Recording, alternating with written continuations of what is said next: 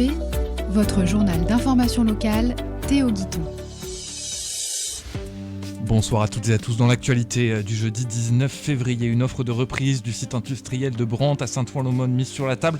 On y reviendra. Elle veut une autre voie pour Herblay-sur-Seine. Cécile Rillac est avec nous dans un instant. C'est à la fois un spectacle, une exposition et un projet éducatif. On part à la découverte de Stratovie en fin de journal. Et puis côté météo, la journée est couverte toute la matinée et toute l'après-midi avec quelques risques de pluie. Comptez 4 en minimal, 12 en maximal.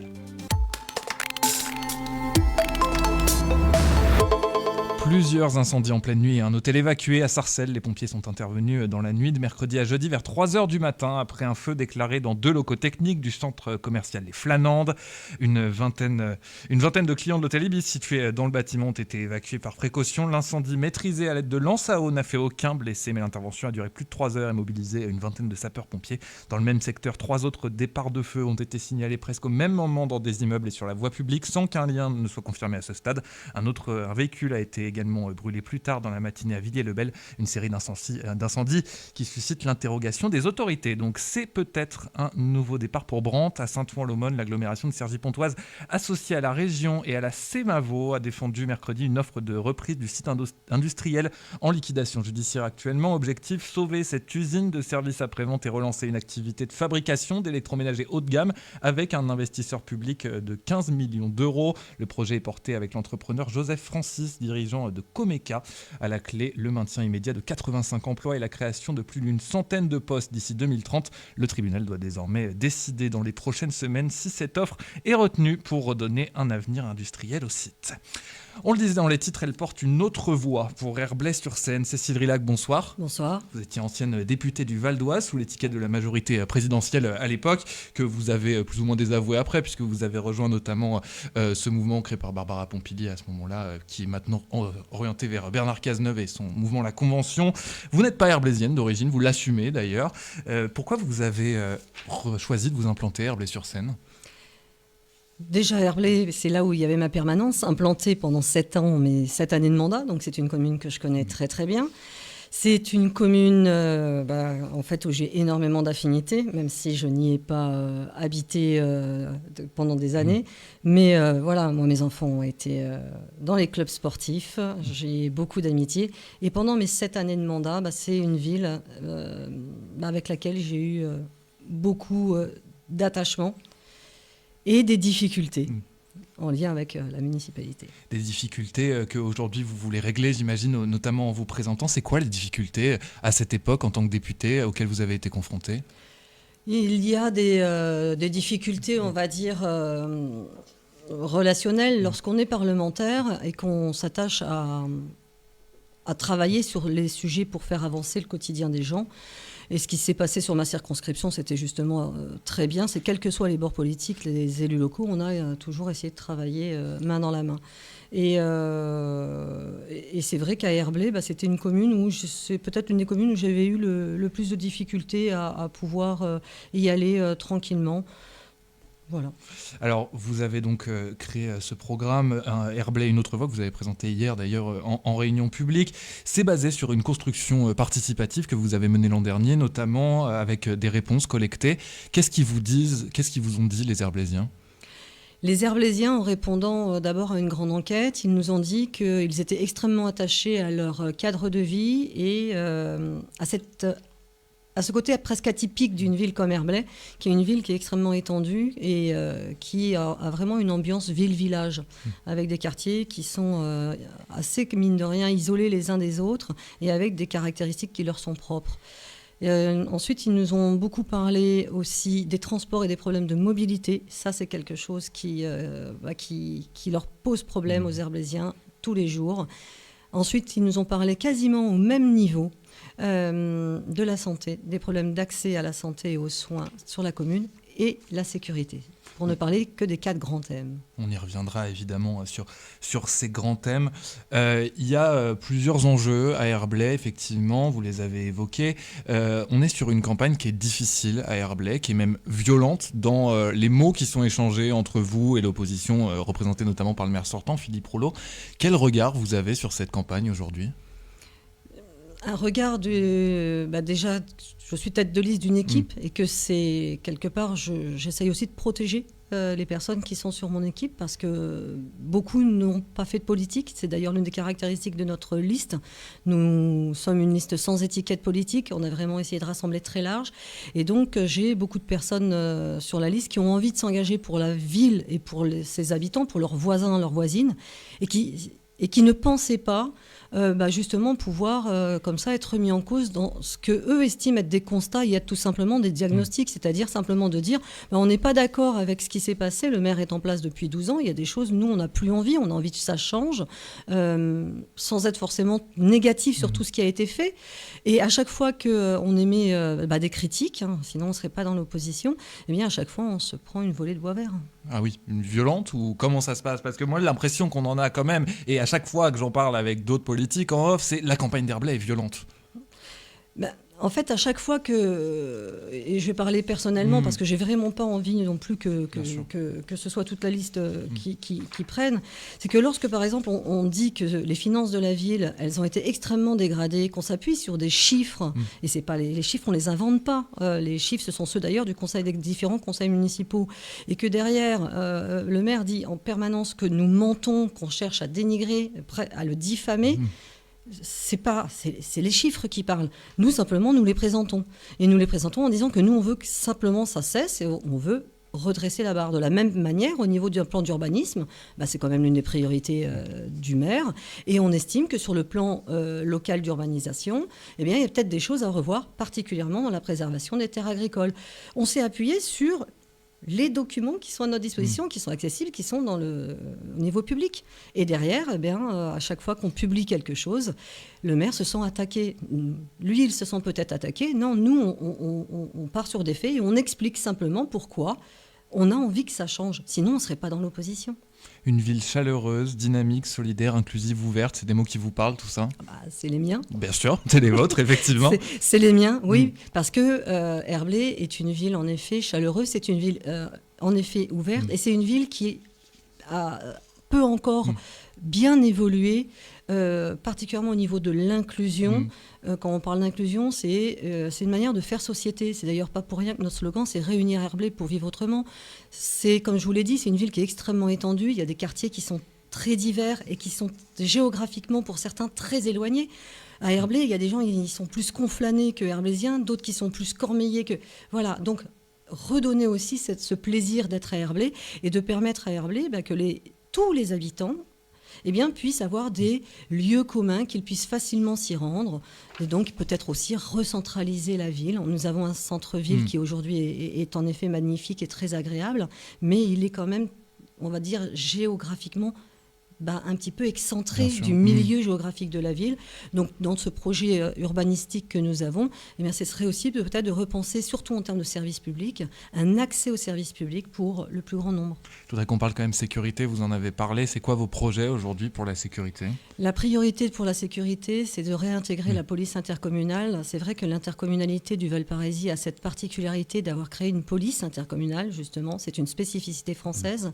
À l'époque, quand j'étais parlementaire, j'avais même fait venir une commission parlementaire pour qu'ils viennent étudier comment est-ce que juridiquement la communauté du Val-Paraisy avait réussi à créer cette police. Et Herblay en est sorti. Le maire a voulu absolument créer sa police municipale, son centre de supervision urbaine. Donc ça a un coût, on revient toujours aux finances. Alors qu'avec une police intercommunale, cette mutualisation des moyens, ça permet, de mon point de vue, de pouvoir permettre aux habitants d'avoir à la fois une vidéosurveillance sur des plages horaires plus étendues, et puis d'avoir aussi une police municipale, intercommunale et municipale qui puisse circuler sur des horaires beaucoup plus attendus. Sur la santé aussi, est-ce qu'il y a une volonté aussi d'être dans l'intercommunal? Je sais que notamment Florence Portelli en parlait. Il y a un enjeu intercommunal dans la santé. Il faut être attractif. Il ne faut pas que la ville d'à côté soit plus attractive que l'autre, notamment pour des médecins. Comment vous envisagez votre programme de santé? Alors aujourd'hui, le programme de santé, notre priorité, c'est d'essayer de créer un centre de permanence de soins, puisque sur la commune, on va dire la plus grande difficulté, c'est lorsque on est le week-end, on est tard le soir et qu'on a besoin d'aller voir un médecin à certains moments, c'est pour peut-être des choses qui ne sont pas très graves, on est obligé d'aller aux urgences. Donc nous, la première chose, c'est pour désengorger aussi les services d'urgence hospitaliers, c'est de pouvoir proposer des vacations à des médecins, justement le soir, le week-end, une centre de permanence de soins.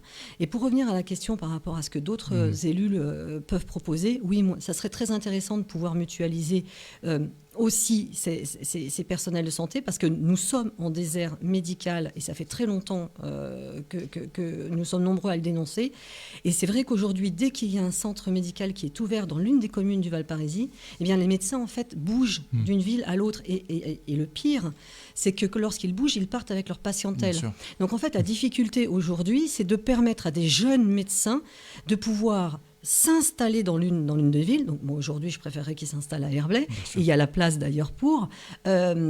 Et donc la deuxième priorité qu'on a, c'est qu'on a essayé de réfléchir comment attirer ces jeunes médecins, justement pour qu'ils puissent arriver sans patientèle et donc pouvoir accueillir les Herblésiens. Et ça, on a 2 propositions à faire. C'est de pouvoir financièrement aider justement des jeunes médecins à s'installer. Donc là, on va parler des internes qui sont en stage, parce qu'on se dit qu'avec des bourses d'études, ou en tout cas en leur proposant peut-être les vacations dans le CMP, on pourrait peut-être les aider. Et la deuxième chose, et ça c'est encore plus loin qu'intercommunal, c'est, vous savez qu'on est de nombreux élus, parce que c'est vrai que moi c'est un combat que j'avais mené en tant que parlementaire, et il y en a d'autres derrière qui le prennent, c'est de pouvoir installer un CHU, c'est-à-dire un centre universitaire, une faculté de médecine dans le Val d'Oise, parce que lorsque les jeunes se forment dans le Val d'Oise, ils découvrent que notre département est en fait merveilleux et qu'il fait hyper bon y vivre, mais pour ça il faut y avoir été, on va dire, un peu plus jeune, étudiant, et donc... Et a priori, il y a une quinzaine de jours, il a quand même été annoncé que ça serait devenu quelque chose de possible. Effectivement. Et ça, c'est une excellente nouvelle. Qu'est-ce qu'on peut souhaiter à la fin de cette campagne ? Eh bien, à la campagne apaisée, déjà. Que le ton continue en effet à baisser et qu'on soit en effet sur le débat. Nous avons l'un de nos adversaires qui ne veulent pas débattre, mais nous, on a envie de débattre. Et c'est d'ailleurs ce que j'ai proposé aux Herblésiennes et aux Herblésiens hier soir, lorsqu'on a présenté notre programme. J'ai encore 2 réunions publiques, parce que je leur ai dit, eh bien, maintenant que vous avez le programme en main, justement, venez discuter avec nous, venez débattre de nos idées, venez nous dire qu'est-ce qui vous plaît, parce que une fois qu'on sera élu, ça va pas être que ça. Il va y avoir plusieurs années de mandat. Donc, on est dans ce débat d'idées. Et nous, on veut être... Ça va au-delà de la concertation, ça va au-delà de la consultation. On est vraiment dans la co-construction. Et peut-être un jour, on pourra même dire à Herblay qu'on pourra aborder la co-décision. Mais là... c'est encore un peu tôt. C'est encore un peu tôt. Merci Cécile Rilhac d'avoir été avec nous. Vous portez la liste Herblay, une autre voix. C'est à la fois un spectacle, une exposition et un projet éducatif. Tout ça, ça se passe à Cergy. On part à la découverte de Stratovie. Dylan Foldrin, Tom Ballas, bonsoir. Bonsoir. Merci beaucoup d'être avec nous. Vous avez beaucoup de casquettes. Vous êtes artiste, vous êtes magicien, vous êtes comédien, vous travaillez aussi sur des projets éducatifs. Tout ça dans la compagnie normande, la Cabale des Passeurs. Alors Stratovie, déjà, c'est quoi ? Stratovie, c'est avant tout un spectacle de magie contemporaine, un spectacle immersif où les spectateurs rentrent pour se questionner sur leur libre arbitre. Ont-ils vraiment le choix ou simplement l'illusion de l'avoir ? Et on leur raconte l'histoire de l'état de Stratovie, qui est un état qui a basculé dans le totalitarisme par la manipulation de l'opinion publique. Et tout ça, c'est raconté par les cartes, donc différents tours, il y a aussi un peu de mentalisme, et avec une ambiance... très chargé, j'ai envie de dire, pour vraiment plonger émotionnellement les spectateuristes. Comment vous en êtes arrivé à la magie ? Ça m'intéresse beaucoup. Alors, de formation, je suis ingénieur du son. D'accord. J'ai commencé en tant que régisseur son dans une compagnie. Il y avait des magiciens. Et du coup, ils m'ont appris le soir, après les spectacles, à faire quelques tours. Et au fur et à mesure, je suis devenu assistant magicien au sein d'un spectacle. Puis j'ai monté mon premier spectacle et ensuite j'ai monté ma compagnie et on a créé le spectacle Stratovie. Alors le spectacle c'est le 20 mars prochain à Visage du Monde à Cergy, mais on vous voit déjà sur Cergy alors que vous êtes normand. Pourquoi ? Parce que vous travaillez sur tout un projet éducatif, notamment avec le lycée Galilée à Cergy-Saint-Christophe. Vous pouvez nous expliquer un peu ce que vous faites avec ces lycéens, ces 2 classes de lycéens je crois qui travaillent avec vous ? Ouais, alors effectivement on travaille avec une classe de première et une classe de terminale du lycée Galilée et en fait on fait une action culturelle qui s'est étendue sur une 40aine d'heures en tout, quelque chose comme ça, où en gros on propose aux collégiens et aux lycéens en l'occurrence là d'inventer le musée de Stratovie, c'est-à-dire on leur raconte l'histoire du spectacle et la fiction dans laquelle se déroule ce spectacle, et on leur propose d'inventer un musée comme si Stratovie était un état qui avait effectivement existé et dont ce musée serait rempli d'archives. Alors en l'occurrence il y a des archives plutôt de type visuel et plastique, et également des archives de type radiophonique et audiovisuel. Ça, c'est le travail notamment qu'on fait à la radio RGB. Bon, c'est de l'autopromo, mais je me l'autorise cette fois-ci. Il y a une réflexion, évidemment, derrière ça, sur l'état totalitariste. Qu'est-ce que vous percevez des élèves aussi ? Moi, je les ai vus, les élèves, donc ils sont extrêmement impliqués dans ce projet. C'est quoi les réflexions qu'ils ont au quotidien ? Les réflexions qu'ils vont avoir au quotidien, malheureusement, ils sont assez inspirés par l'actualité, l'actualité mondiale, surtout que là, on a des premières qui sont AMC, donc c'est anglais, monde contemporain. Et l'actualité contemporaine des anglophones est assez tragique. Et donc, on le ressent même, nous, dans la facilité, quelque part, qu'ils ont eu à créer du contenu qui nous plonge dans un état totalitaire, un état dystopique, et voilà, une grande inspiration du monde réel. Et en même temps, ça les pousse à la réflexion de qu'est-ce qui est bien dans un état, qu'est-ce qui n'est pas bien. Donc nous, il y a une réflexion sur le monde politique, en tout cas, et sur le monde actuel qu'on peut avoir via ce travail de création, ce travail créatif. Pour qu'on comprenne, le travail créatif, ça va de créer des pièces de monnaie à créer des slogans. Donc on a vraiment imaginé cet état totalitaire. Ça rappelle un peu le film La Vague, notamment. Moi, j'ai tout de suite eu un petit peu cette référence-là. Vous, c'était une évidence aussi de se plonger dans un projet qui était à la fois un spectacle et en même temps un projet éducatif. J'imagine qu'aussi, c'est des questions de financement de spectacle aussi qui se jouent derrière ça.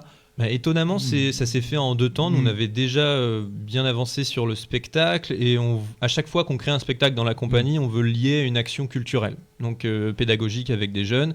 Et là, c'est l'occasion de le faire aussi sur du temps long. Et ce qui est intéressant avec le temps long, c'est qu'on a quelque chose qui est beaucoup plus grand. Et nous, le spectacle dure assez peu de temps, vu qu'il est pour peu de personnes, ça dure 30 minutes. Le musée était une volonté aussi d'étirer l'univers du spectacle qui est assez immersif. Et là on va encore plus loin, parce que souvent, même dans la phase de création, les gens nous demandaient est-ce que ça a vraiment existé Stratovie ? Et ça, je pense, c'est ce qu'a amené la création du musée, de se dire est-ce que ça a vraiment existé ? S'il a vraiment existé, qu'est-ce qu'il en reste ? Et ça, nous, on n'a pas répondu à la question dans le spectacle. Par contre, les jeunes le font. Et là, ils ont cette liberté-là d'inventer ce qu'ils veulent s'ils restent dans le carcan des grandes lignes du spectacle. Oui, bien sûr, notamment il y a tout l'univers des cartes, effectivement, les jetons de poker, il y a quelque chose un peu casino aussi dans l'esprit. C'est du 17 au 20 mars, ce musée, qu'est-ce qu'on va pouvoir y voir ? Vous avez déjà des premiers éléments qu'on peut annoncer ? On va pas tout spoiler non plus, mais en tout cas visuellement on va pouvoir voir des cartes, des cartes du monde, des cartes représentant le pays de Stratovie. On va pouvoir voir quelques drapeaux aussi qui ont été confectionnés par les élèves et imprimés donc sur de véritables drapeaux. Comme vous l'avez dit, des fausses pièces de monnaie qui datent soit d'avant ou bien d'après la prise de pouvoir totalitaire. Et donc, toute cette exposition visuelle sera aussi accompagnée de plusieurs événements et éléments sonores et audiovisuels. Donc, des reportages, des plateaux radio, dont un qui a été enregistré ici même. Tout à fait. Donc, voilà, qui viendront rajouter une ambiance encore plus immersive à ce musée. C'est bon pour un comédien, pour quelqu'un qui fait des spectacles, d'avoir tout ça, cet univers, créer un univers autour de spectacles. C'est aussi plaisant, j'imagine. C'est super. Sachant que je pense qu'on vient d'une génération où nous on a été vachement plongés dans des films, des récits, des romans, où l'univers, le lore, ou le légendaire, comme on veut dire, est important. Et du coup, de réussir à retranscrire ça dans un spectacle, c'est très plaisant. Et là, de se dire que des personnes, des élèves en l'occurrence, s'emparent de ça et rentrent dans notre univers en y créant des choses, c'est encore plus jouissif. Ouais, et puis c'est hyper chouette de voir à quel point ils s'approprient cet univers, à quel point ils sont force de proposition, et à quel point des fois ils pensent à des choses et ils proposent des choses auxquelles nous on n'avait absolument pas réfléchi. Et nous, ça fait évoluer aussi le spectacle, où ça donne des idées de nouveaux projets derrière. En tout cas, ça nous nourrit et ça nourrit l'imaginaire, et ça renforce encore une fois l'immersion du spectateur qui, après avoir vu l'exposition, va rentrer dans le spectacle et ce sera déjà construit un imaginaire rien qu'en arpentant le musée. Un dernier mot pour vous convaincre nos spectateurs de venir vous voir le 20 mars. Si vous voulez être à la fois interloqué, surpris et repartir avec tout un tas de questions, mais aussi quelques réponses, n'hésitez pas à venir. Merci beaucoup d'avoir été avec nous, on l'a dit, vous êtes artiste, vous êtes magicien, vous êtes comédien, vous êtes plein de choses et vous êtes membre de la compagnie La Cabale des Passeurs. C'est la fin de ce journal, prochain rendez-vous d'information, c'est demain à 18h sur le 99.2 FM, radio-rgb.net. Vous restez évidemment avec nous. On vous donne rendez-vous dans quelques instants avec Damien qui va nous expliquer la programmation de la soirée.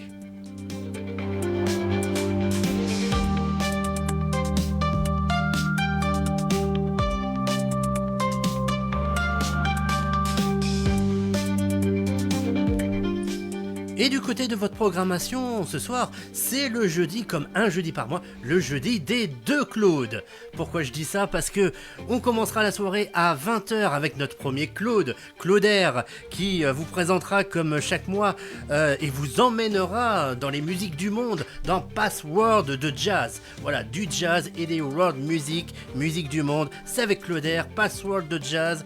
De 20h jusqu'à 21h. À 21h, vous avez l'habitude, c'est la libre antenne en sauce antillaise à souhait, à 100%, à 200%, à 300%, avec Claude Lange. C'est notre deuxième Claude. Claudaire, Claude Lange, qui vont se succéder ce soir entre 20h et minuit. 20h, 21h, Password de jazz, 21h, minuit. La libre antenne par Claude Lange. Enfin, de minuit jusqu'à 3h du matin, votre nuit sera rythmée par Cocktail Rare Groove. Cocktail Rare Groove avec nos 3 DJ résidents au platine. J'ai nommé DJ Badem, DJ A, c'est Pat Ladinam bien sûr, que vous retrouverez en direct chaque samedi de 16h à 19h.